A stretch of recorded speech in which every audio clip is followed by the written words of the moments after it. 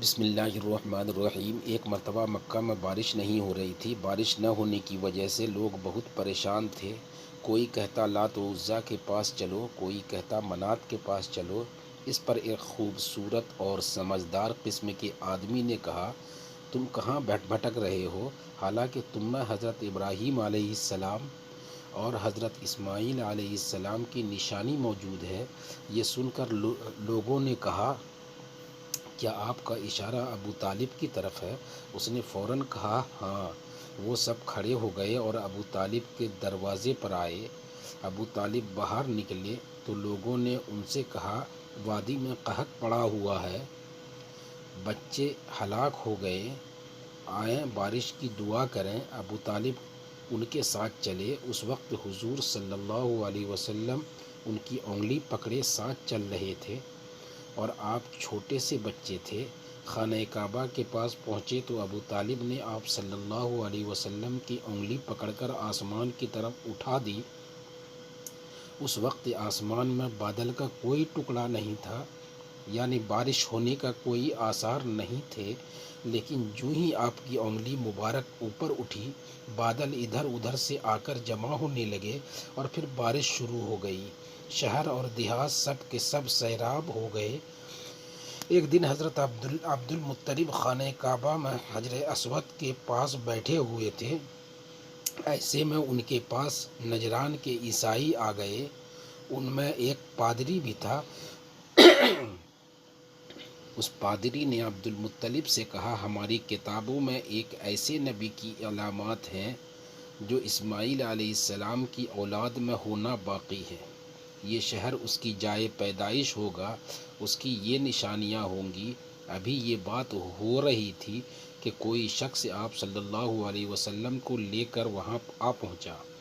پادری کی نظر جو ہی آپ صلی اللہ علیہ وسلم پر پڑی، وہ چونک اٹھا اور آپ کی آنکھوں، کمر اور پیروں کو دیکھ کر وہ چلا اٹھا، وہ نبی یہی ہے۔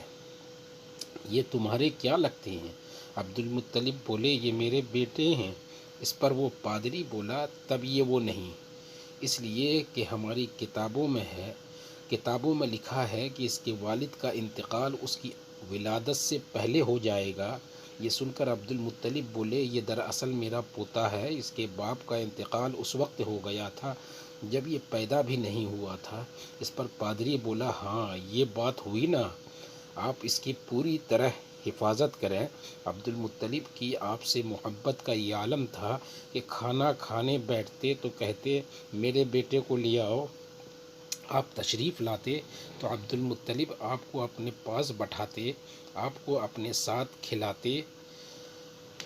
بہت زیادہ عمر والے ایک صحابی حیدہ بن معاویہ رضی اللہ عنہ کہتے ہیں کہ میں ایک مرتبہ اسلام سے پہلے جاہلیت کے زمانے میں حج کے لیے مکہ معظمہ گیا۔ وہاں بیت اللہ کا طواف کر رہا تھا کہ میں نے ایک ایسے شخص کو دیکھا جو بہت بوڑھا اور بہت لمبے قد کا تھا۔ وہ بیت اللہ کا طواف کر رہا تھا اور کہہ رہا تھا، اے میرے رب، میری سواری کو محمد صلی اللہ علیہ وسلم کی طرف پھیر دے اور اسے میرا دست و بازو بنا دے۔ میں نے اس بوڑھے کو جب یہ شعر پڑھتے سنا تو لوگوں سے پوچھا، یہ کون ہے؟ اور لوگوں نے بتایا کہ عبد المطلب بن ہاشم ہیں۔ انہوں نے اپنے پوتے کو اپنے ایک اونٹ کی تلاش میں بھیجا ہے، وہ اونٹ گم ہو گیا ہے، اور وہ پوتا ایسا ہے جب بھی کسی گم شدہ چیز کی تلاش میں اسے بھیجا جاتا ہے تو وہ چیز لے کر ہی آتا ہے۔ پوتے سے پہلے یہ اپنے اونٹوں کو اس اونٹ کی تلاش میں بھیج چکے ہیں، لیکن وہ ناکام لوٹ آئے ہیں۔ اب چونکہ پوتے کو گئے ہوئے دیر ہو گئی ہے، اس لیے پریشان ہیں اور دعا مانگ رہے ہیں۔ تھوڑی ہی دیر گزری تھی کہ میں نے دیکھا کہ آپ صلی اللہ علیہ وسلم اونٹ کو لیے تشریف لا رہے ہیں۔ عبد المطلب نے آپ کو دیکھ کر کہا، میرے بیٹے، میں تمہارے لیے اس قدر فکر مند ہو گیا تھا کہ شاید اس کا اثر کبھی میرے دل سے نہ جائے۔ حضور صلی اللہ علیہ وسلم کے چچا ابو طالب ایک بار ذی المجار کے میلے میں گئے۔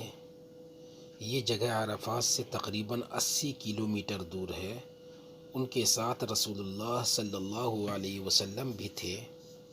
ایسے میں ابو طالب کو پیاس محسوس ہوئی۔